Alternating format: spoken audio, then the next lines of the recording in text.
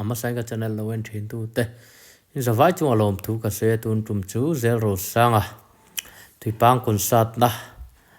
alu pum khat mai po ya tang kai ti la sakna tam takina an lo an tu lo deuh moi lo an ti deuh na te lo en ho to na ni a moi lo chem ti te pok an lo en hawang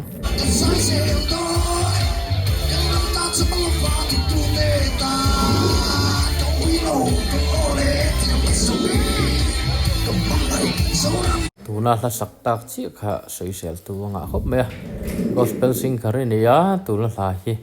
love song kan ti lo leng jem pokon ti lo ma ro chu hetiang ho ho na ni khuwa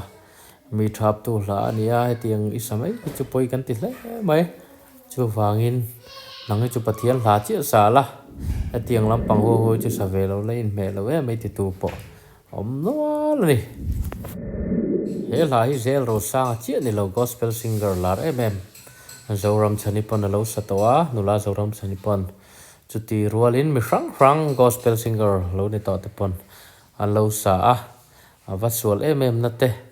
enge akwa khovel vio na turi ombik lo in ka hria zel ro sa nga hi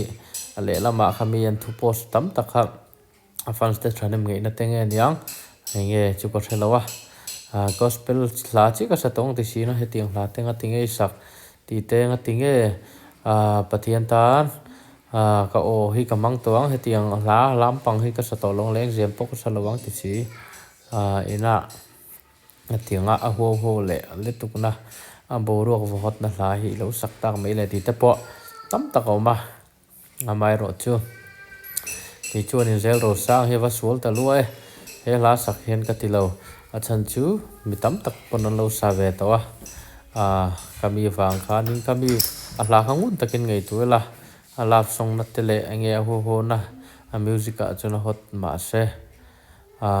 ram zel ro sanga thiam lo na mom lo ti kha kai chuan ka mudan dik tak ani Sama se malapit ka sa